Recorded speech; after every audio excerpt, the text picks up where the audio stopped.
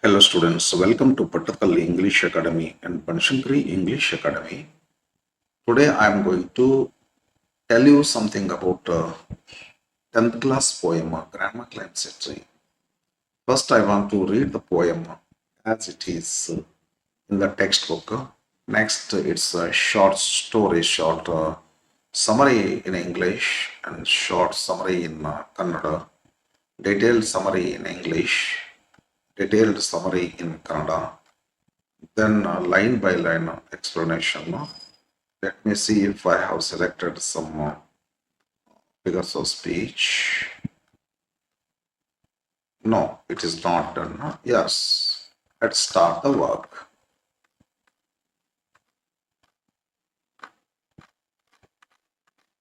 Grandma climbs a tree.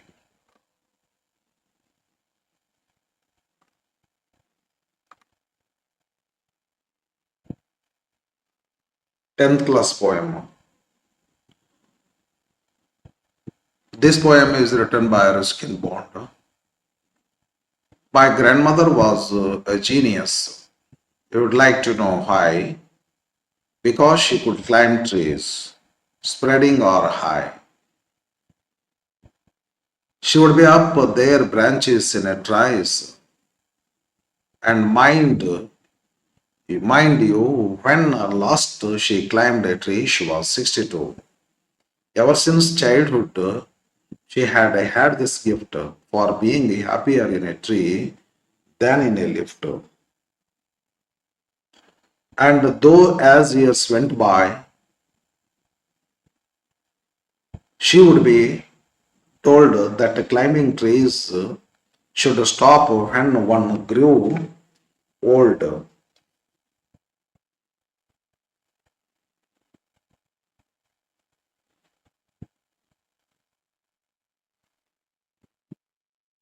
One second, please.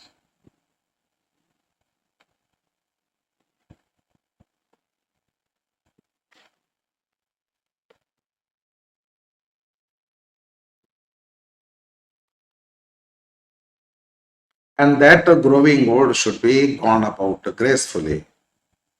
She would laugh and say, well, I'll grow disgracefully. I can do it better. And we had to agree, for in all the garden there wasn't a tree.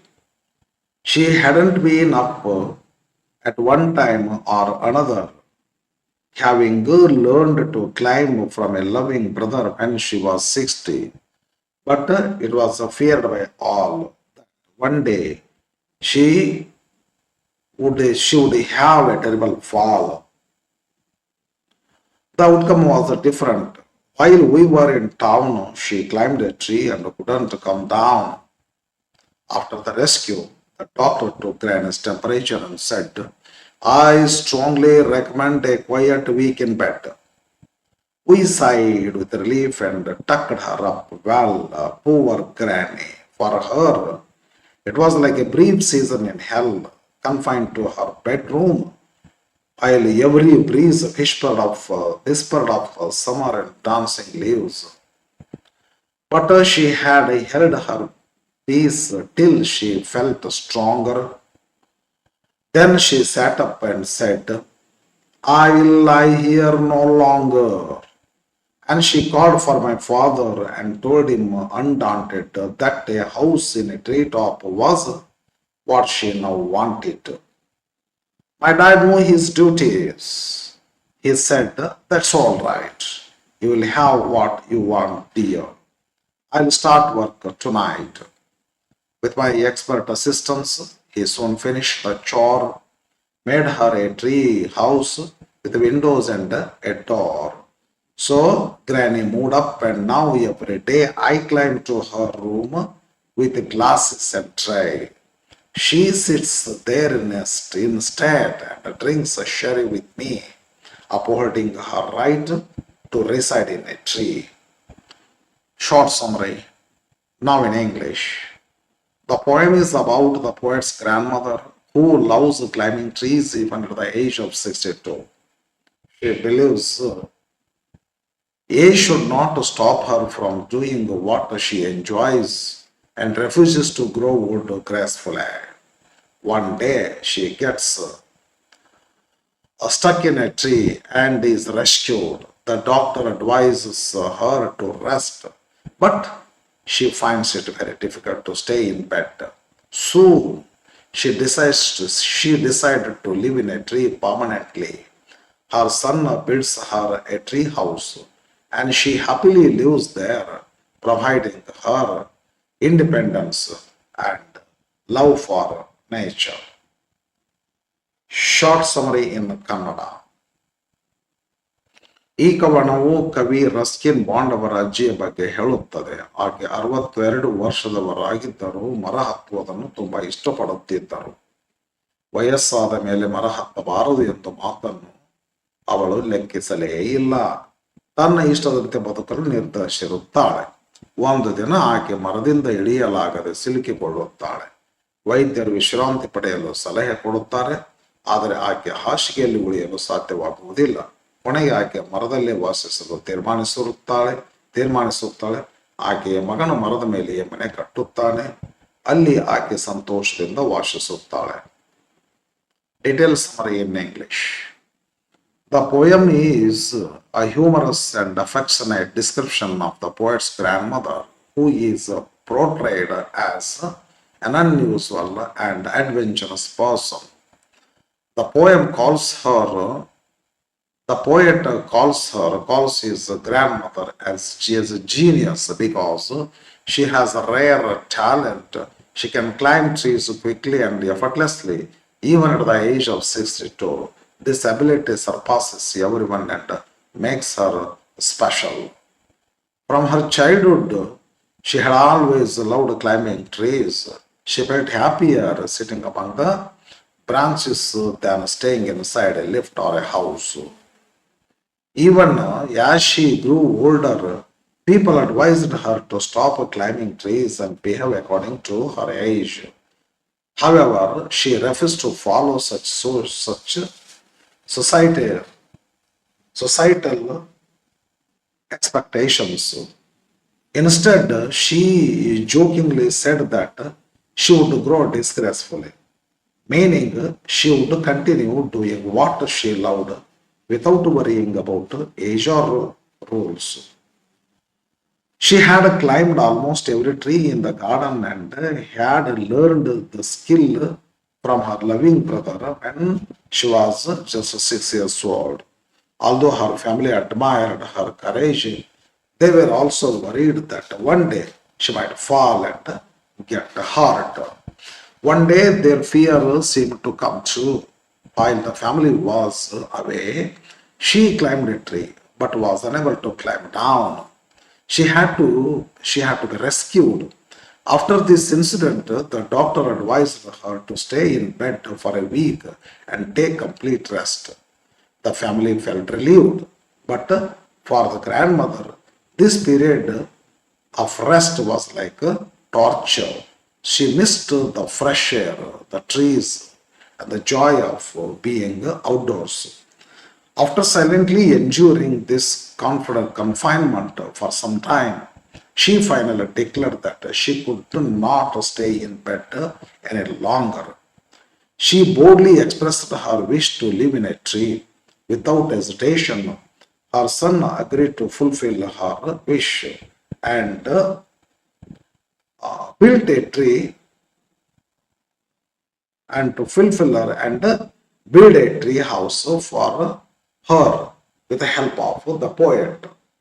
In the end, the grandmother happily moves into the tree house. The poet visits her every day, bringing her food and drinks.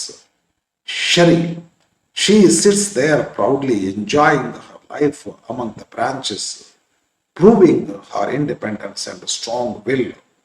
The poem celebrates her unique personality, love for nature, and refusal to let the age limit her happiness. ವಿಸ್ತರಿಸ ಸಾರಾಂಶ. Detailed summary ಇನ್ ಕನ್ನಡ. ಈ ಕವನವು Ruskin bond ಅವರ ಅಜ್ಜಿಯ ವಿಶೇಷ ಸ್ವಭಾವವನ್ನು ಹಾಸ್ಯಭರಿತವಾಗಿ ಚಿತ್ರಿಸುತ್ತದೆ. ಕವಿ ತನ್ನ ಅಜ್ಜಿಯನ್ನು genius ಎಂದು ಕರೆಯುತ್ತಾನೆ, ಏಕೆಂದರೆ ಆಕೆ 62 ವರ್ಷದವರಾಗಿದ್ದರೂ ಮರಗಳನ್ನು ಬಹಳ ಸುಲಭವಾಗಿ ಹತ್ತಬಲ್ಲಳು. ಇದು ಆಕೆಯನ್ನು ಇತರರಿಂದ ವಿಭಿನ್ನವಾಗಿಸುತ್ತದೆ. ಆಕೆ ಬಾಲ್ಯದಿಂದಲೇ ಮರ ಹತ್ತುವುದನ್ನು ತುಂಬಾ ಇಷ್ಟಪಡುತ್ತಿದ್ದಳು. ಮನೆಯೊಳಗೆ ಅಥವಾ ಲಿಫ್ಟ್ ನಲ್ಲಿ ಇರುವುದಕ್ಕಿಂತ ಮರದ ಕೊಂಬೆಗಳ ಮೇಲೆ ಇರುವುದೇ ಆಕೆಗೆ ಹೆಚ್ಚು ಸಂತೋಷ ಕೊಡುತ್ತಿತ್ತು. ವಯಸ್ಸಾದಂತೆ ಜನರು ಆಕೆಗೆ ಮರ ಹತ್ತುವುದನ್ನು ನಿಲ್ಲಿಸಬೇಕು ಮತ್ತು ವಯಸ್ಸಿಗೆ ತಕ್ಕಂತೆ ವರ್ತಿಸಬೇಕು ಎಂದು ಹೇಳುತ್ತಿದ್ದರು. ಆದರೆ ಆಕೆ ಈ ಮಾತುಗಳನ್ನು ಲೆಕ್ಕಿಸದೆ, ನಾನು ಅಸಭ್ಯವಾಗಿ ವರ್ತಿಸುತ್ತೇನೆ, ನಾನು ಗಿಡವನ್ನು ಹತ್ತುತ್ತೇನೆ ಎಂದು ತನ್ನಿಷ್ಟದಂತೆ ಬದುಕಲು ನಿರ್ಧರಿಸುತ್ತಾಳೆ. ಆಕೆ ತೋಟದಲ್ಲಿದ್ದ ಬಹುತೇಕ ಎಲ್ಲಾ ಮರಗಳನ್ನು ಹತ್ತಿದ್ದಳು. ಆಕೆ ಈ ಕಲೆಯನ್ನು 6 ವರ್ಷದಿದ್ದಾಗ ತನ್ನ ಅಣ್ಣನಿಂದ ಕಲಿತಿದ್ದರು. ಆದರೆ ಕುಟುಂಬದವರು ಆಕೆ ಬಗ್ಗೆ ಹೆದರಿದ್ದರು. ಒಂದು ದಿನ ಆಕೆ ಕೆಳಗೆ ಬೀಳಬಹುದು ಎಂದು. ಒಂದು ದಿನ ಅವರು ಭಯಪಟ್ಟಂತೆ ಸಂಭವಿಸುತ್ತದೆ. ಕುಟುಂಬದವರು ಊರಿಗೆ ಹೋಗಿದ್ದಾಗ ಆಕೆ ಮರ ಹತ್ತಿ ಕೆಳಗೆ ಇಳಿಯಲಾಗದೆ ಸಿಲುಕಿಕೊಳ್ಳುತ್ತಾಳೆ. ನಂತರ ಆಕೆಯನ್ನು ರಕ್ಷಿಸಲಾಗುತ್ತದೆ. ವೈದ್ಯರು ಆಕೆಗೆ 1 ವಾರ ಹಾಸಿಗೆಯಲ್ಲಿ ವಿಶ್ರಾಂತಿ ಪಡೆಯಲು ಹೇಳುತ್ತಾರೆ. ಕುಟುಂಬದವರು ಇದರಿಂದ ಸಂತೋಷ ಪಡುತ್ತಾರೆ. ಚಲೋ ಆತಪ್ಪ, ಮುದುಕಿ ಮಲ್ಕೊಂತೈತಿ, ನಾವು ಆರಾಮಾಗಿ ತಿರುಗಾಡಬಹುದು ಅಂತ. ಆದರೆ ಅಜ್ಜಿಗೆ ಇದು ನರಕದಂತೆ ಅನಿಸುತ್ತದೆ. ಗಾಳಿ, ಮರಗಳು, ಈ ಪ್ರಕೃತಿಯ ನಡುವಿರುವುದನ್ನು ಆಕೆ ತುಂಬಾ ಮಿಸ್ ಮಾಡುತ್ತಾಳೆ. ಕೆಲವು ದಿನಗಳು ಮೌನವಾಗಿ ಸಹಿಸಿಕೊಂಡ ನಂತರ ಆಕೆ ಇನ್ನೂ ಹಾಸಿಗೆಯಲ್ಲಿ ಮರಗಲು ಸಾಧ್ಯವಿಲ್ಲ ಎಂದು ಘೋಷಿಸುತ್ತಾಳೆ. ಆಕೆ ಮರದ ಮೇಲೆಯೇ ವಾಸಿಸಲು ಬಯಸುತ್ತಾಳೆ ಎಂದು ಹೇಳುತ್ತಾರೆ. ಆಕೆಯ ಮಗನು ಅಂದರೆ ಕವಿಯ ತಂದೆ, ರಸ್ಕಿನ್ ಬಾಂಡ್ ಅವರ ತಂದೆ, ಆಕೆಯ ಆಶೆಯನ್ನು ಒಪ್ಪಿಕೊಂಡು ಕವಿಯ ಸಹಾಯದಿಂದ ರಸ್ಕಿನ್ ಬಾಂಡ್ ತನ್ನ ಮಗನ ಸಹಾಯದಿಂದ ಮರದ ಮೇಲೊಂದು ಮನೆ ಕಟ್ಟುತ್ತಾನೆ. ಕೊನೆಯಲ್ಲಿ ಅಜ್ಜಿ ಆ ಮರದ ಮನೆಯಲ್ಲಿ ಸಂತೋಷದಿಂದ ವಾಸಿಸುತ್ತಾಳೆ. ಕವಿ ಪ್ರತಿದಿನ ಆಕೆಗೆ ಆಹಾರ ಮತ್ತು ಪಾನೀಯ ಶರಿ ತಂದು ಕೊಡುತ್ತಾನೆ. ಆಕೆ ಮರದ ಮೇಲೆ ಗರ್ವದಿಂದ ಕುಳಿತು ತನ್ನ ಜೀವನವನ್ನು ಆನಂದಿಸುತ್ತಾಳೆ. ಈ ಕವನವು ಆಕೆಯ ಧೈರ್ಯ, ಸ್ವತಂತ್ರ ಮನೋಭಾವ ಮತ್ತು ಪ್ರಕೃತಿ ಮೇಲಿನ ಪ್ರೀತಿಯನ್ನು ಹೊಗಳುತ್ತದೆ. Line by line explanation of the poem. My grandmother was genius. You would like to know why. The poet proudly says his grandmother is very special and creates curiosity. ಕವಿ ತನ್ನ ಅಜ್ಜಿಯನ್ನು ಅತ್ಯಂತ ವಿಶೇಷ ವ್ಯಕ್ತಿ ಎಂದು ಹೇಳಿ ಕುತೂಹಲ ಮೂಡಿಸುತ್ತಾನೆ. Because she could climb trees, spreading or high. ಯಾಕೆ ಅವಳು ಜೀನಿಯಸ್ ಅಂದ್ರೆ, she could climb any kind of tree, big or small. ಆಕೆ ಯಾವುದೇ ದೊಡ್ಡ ಅಥವಾ ಸಣ್ಣ ಮರವಾದರೂ ಹತ್ತಬಲ್ಲವಳಾಗಿದ್ದರು. She would be up their branches in a trice, and mind you, when last she climbed a tree, she was 62. She could climb very quickly. ಅವಳು ತುಂಬಾ ಬೇಗನೆ ಮರ ಹತ್ತುತ್ತಾಳೆ, ಹತ್ತುವಂತ ಶಕ್ತಿಯನ್ನು ಹೊಂದಿದ್ದಳು. And last she climbed a tree, she was 62. Even at the age of 62, she climbed trees. 62 ವರ್ಷಗಳಿದ್ದಾಗ ಆಕೆ ಮರವನ್ನ ಹತ್ತಿದ್ದಳು. Ever since childhood, she had this gift. She had this ability from childhood. ಬಾಲ್ಯದಿಂದಲೇ ಆಕೆಗೆ ಈ ಕೌಶಲ್ಯ ಇತ್ತು. For being happier in a tree than in a lift. She felt happier on a tree than in modern comforts. ಆಕೆ lift ಅಥವಾ ಮನೆಯಲ್ಲಿರುವುದಕ್ಕಿಂತ ಮರದ ಮೇಲೆ ಹೆಚ್ಚು ಸಂತೋಷವಾಗಿ ಇರುತ್ತಿದ್ದಳು. And though as years went by, she would be told, as she aged, people advised her. ವಯಸ್ಸಾದಂತೆ ಜನರು ಆಕೆಗೆ ಸಲಹೆ ನೀಡುತ್ತಿದ್ದರು. ಹತ್ತಬಾರದು ಕೂಡ ಈ ವಯಸ್ಸಿನಲ್ಲಿ. ದಟ್ ಕ್ಲೈಂಬಿಂಗ್ ಟ್ರೀ ಏನು ಸಲಹೆ ನೀಡುತ್ತಿದ್ದರು? Climbing tree should stop when one grew old. They said old people should not climb tree. ವಯಸ್ಸಾದ ಮೇಲೆ ಜನರು ಗಿಡ ಹತ್ತಬಾರದು ಅಂತ ಹೇಳ್ತಿದ್ರು. And that growing old should be gone about gracefully. They expected her to have calmly in old age. ವಯಸ್ಸಾದ ಮೇಲೆ ನಾವು ಶಾಂತವಾಗಿ, ವೃದ್ಧಾಪ್ಯದಲ್ಲಿ ಶಾಂತವಾಗಿ ಬದುಕಬೇಕು ಎಂದು ನಿರೀಕ್ಷಿಸಿದ್ದರು. She would laugh and say, ಹಿಂಗತೆ ನೀನು ಗಿಡ ಹತ್ತಬಾರ್ದವ, ಏನು ಗ್ರೇಸ್ಫುಲ್ ಆಗಿರ್ಬೇಕು ಅಂತ ಹೇಳಿದ್ರೆ, she would laugh and say, well, I will grow disgracefully. ಆಯ್ತಳ, ನಾನು ಡಿಸ್ಗ್ರೇಸ್ಫುಲ್ ಆಗಿ ಬೆಳಿತೀನಿ. She laughed and refused to follow such rules. ಆಕೆ ನಕ್ಕು ಆ ನಿಯಮಗಳನ್ನು ಪಾಲಿಸಲು ಪಾಲಿಸ್ತಿರ್ಲಿಲ್ಲ. I can do it better and we had to agree. ಕೊನೆಗೆ ಆ ಮುದುಕಿ, ಇಲ್ಲ ನಾನು ಗಿಡ ಹತ್ತೋದು ಬಿಡೋದಿಲ್ಲ, ಇನ್ನೂ ಮೊದಲಿಕ್ಕಿಂತ ಹೆಚ್ಚು ಬೆಟರ್ ಆಗಿ ನಾನು ಹತ್ತ ಮೇಲೆ ಇವತ್ತು I can do it better. ಮತ್ತಿನ್ನೇನ್ ಮಾಡೋದು? And we had to agree. ಆಯ್ತಾಳಜ್ಜಿ, ಹತ್ತ ಅಂತ ಇವ್ರು ನಾವು ಹಿಂದಕ್ಕೆ ಸರಿಬೇಕಾಗಿತ್ತು. ಯಾಕೆ ಹಿಂದಕ್ಕೆ ಸರಿಬೇಕಾಗಿತ್ತು ಅಂದ್ರೆ ಇಲ್ಲೇ ಐತಿ. she believed she knew better and others agreed. Okay, ಆಕೆ ತನ್ನ ರೀತಿಯೇ ಸರಿ ಎಂದು ನಂಬುತ್ತಿತ್ತು. ನಾನು ಇಷ್ಟಪಟ್ಟದ್ದು ಮಾಡ್ತೀನಿ, ನನಗೆ ಬೇಕು, ಎಲ್ಲರೂ ಅದನ್ನು ಒಪ್ಪಿಕೊಂಡ್ರು. ನನಗೆ ಯಾಕೆ for in all the garden there wasn't a tree. ಯಾಕಂದ್ರೆ ಆ ಗಾರ್ಡನ್ ಗಿಡನೇ ಇಲ್ಲ. ಗಿಡ ಹತ್ತಿಯ ನೀನು ಹತ್ತೋಗ ಯಾಕಂದ್ರೆ ಎಲ್ಲಿ ಗಿಡ ಹತ್ತಾಕ ಹುಡುಕಾಡಿದ್ರೆ ಗಿಡ ಸಿಗ್ತಿರ್ಲಿಲ್ಲ, ಅದಕ್ಕೆ ಹತ್ತೋಗ. There was no tree she had not climbed. She wanted to climb trees, but there was no tree in the garden. ತೋಟದಿಲ್ಲದೆ ಯಾವುದೇ ಮರವನ್ನು ಹಾಕಿ ಬಿಟ್ಟಿರಲಿಲ್ಲ.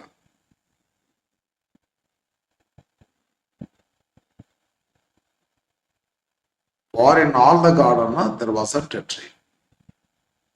ಸ್ವಲ್ಪ ಮಿಸ್ಟೇಕ್ ಇದೆ ಅಂತ ಅನಿಸ್ತದೆ. There was no tree in the garden.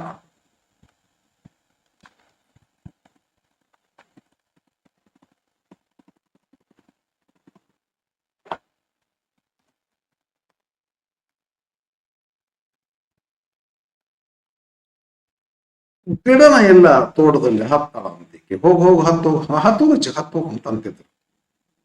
ತೋಟದಲ್ಲಿ ಯಾವುದೇ ಮರವನ್ನು ಹಾಕಿ ಬಿಟ್ಟಿರಲಿಲ್ಲ. ತೋಟದಲ್ಲಿ ಯಾವುದೇ ಮರ ಇರಲಿಲ್ಲ. ತಪ್ಪಾಗ್ತದೆ.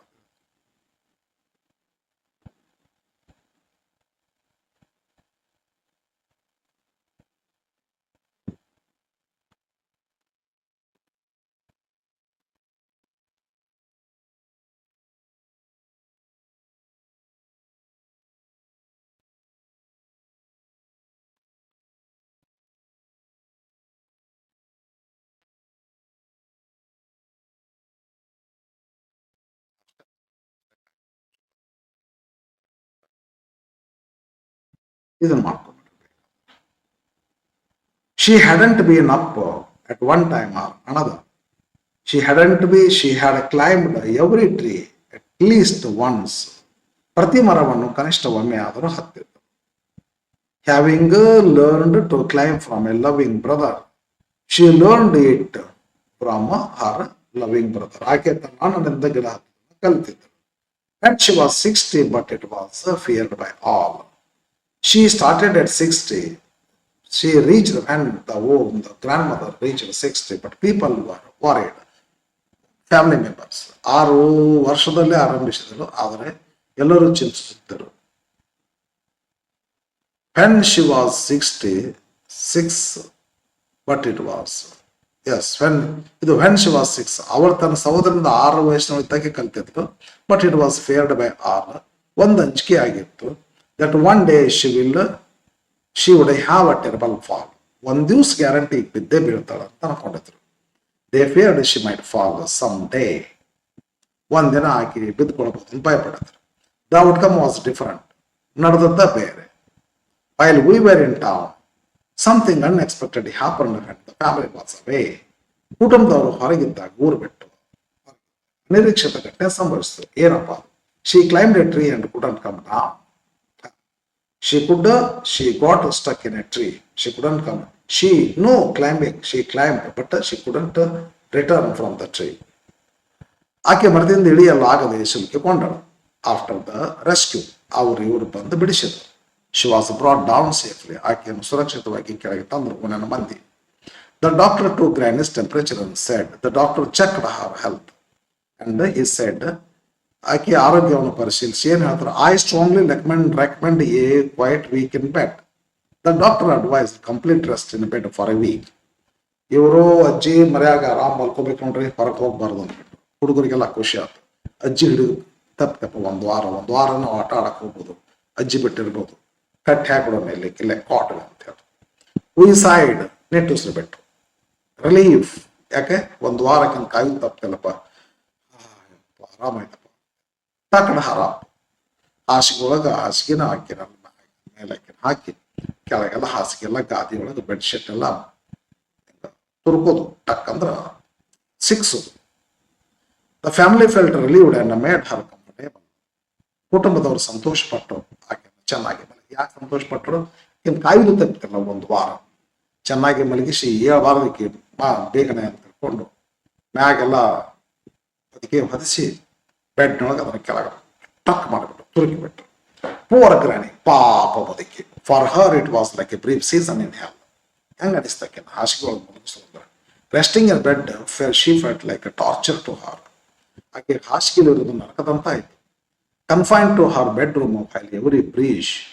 ಇಲ್ಲೇ ಬೆಡ್ರೂಮ್ಗಾಗಿ ಒಳಗೆ ಅಲ್ಲಿ ಕನ್ಫೈನ್ ಆಗಿ ಮಲ್ಕೋಬೇಕು, ಚೈನ್ ಕಟ್ಟಿ ಮಲ್ಕೋಬೇಕು, ಅಲ್ಲಿಗೆ ಲಿಮಿಟ್ ಆಗಬೇಕು. ಅದರ ಹೊರಗಡೆ ತಂಗಾಳಿ ಎಲೆಗಳು ಮೊದಲು ಆಕೆ ಕೊಠಡಿಯಲ್ಲಿ ಸಿಲುಕಿಕೊಂಡಳು.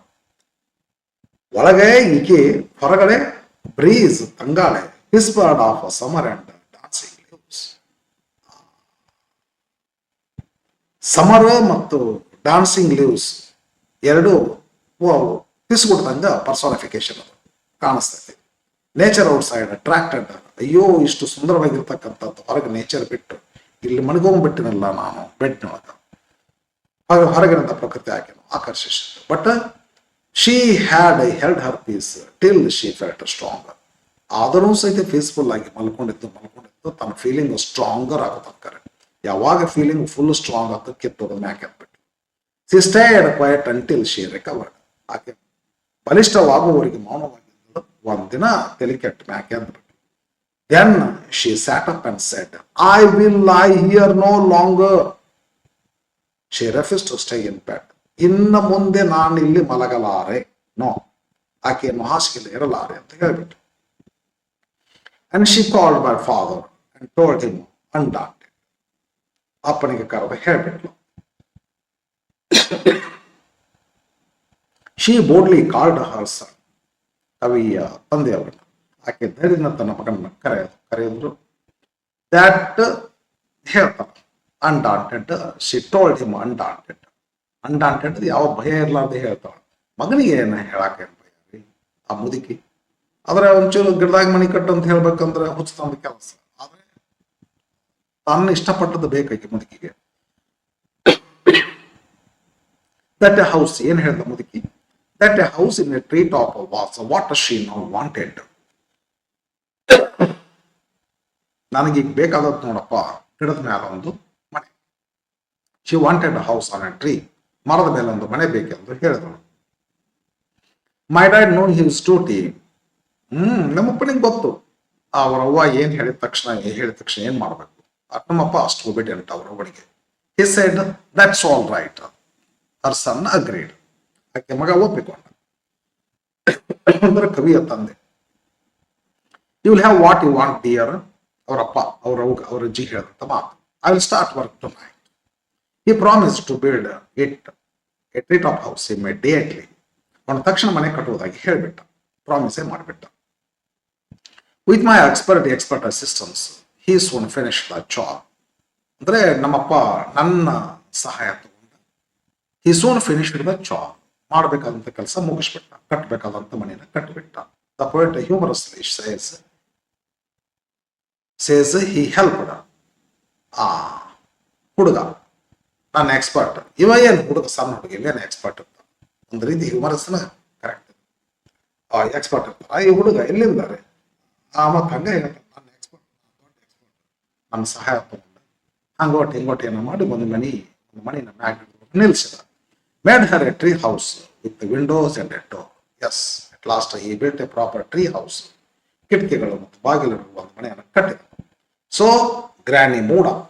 ಒಂದಿನ ಗಿಡ ಹತ್ತು ಬಿಟ್ಲು. And now every day ಗಿಡದಾಗ ಅಲ್ಲೇ ವಾಸ ಚಾಲು. She started living there. ಆಕೆ ಅಲ್ಲಿ ವಾಸಿಸಲು ಪ್ರಾರಂಭಿಸಿದಳು. I climbed to her room with the glasses and tray. ದಿನಾಲು ಈ ಕವಿಯ ಡ್ಯೂಟಿ ಅಜ್ಜಿ ಹತ್ರ ಹೋಗೋದು. The poet visits her daily with food. ಪಾನಿ ತಗೊಂಡೊಂದಿಷ್ಟು ಫುಡ್ ಅಕ್ಕಿ ತಗೊಂಡು ಲ್ಯಾಡರ್ ಹತ್ತೋದು ಇಳಿಯೋದು ಇವಂದು. ಎಸ್, ಕವಿ ಪ್ರತಿದಿನ ಆಹಾರ ಪಾನೀಯ ತೆಗೆದುಕೊಂಡು ಹೋಗುತ್ತಾನೆ. She sits there in a state and drinks sherry with me. ಮ್ಯಾಗ ಹೆಂಗ ಭಾಳ ಜಂಬದಿಂದ ಕೂತ್ಕೊಳ್ತದ. ಸ್ಟೇಟ್ ಅಂದ್ರೆ ಜಂಬದಿಂದ. She sits proudly and enjoys life. ಖುಷಿ ಅಕ್ಕಿಗೆ. ಒಳಗೆಲ್ಲೂ ಬಿಲ್ಡಿಂಗ್ನಾಗ ನೀನು ಎಂತ ಬಿಲ್ಡಿಂಗ್, ಬ್ಯೂಟಿಫುಲ್ ಬಿಲ್ಡಿಂಗ್ ಕಟ್ಸಿದ್ರು ಕೂಡ ಅಕ್ಕಿ ಬೇಕಾಗಿಲ್ಲ. ಅಕ್ಕಿಗೆ ನೇಚರ್, ದೇವರು ಬೆಳೆಸಂತ ಗಿಡಗಳಲ್ಲಿ ಅಕ್ಕಿಗೆ ಇಷ್ಟ ಇರಾಕ. Okay, upholding her right to reside in a tree. ನಾ ಗಿಡದಾಗ ಇರ್ತೇನೆ, She proves she has the right to live as she likes.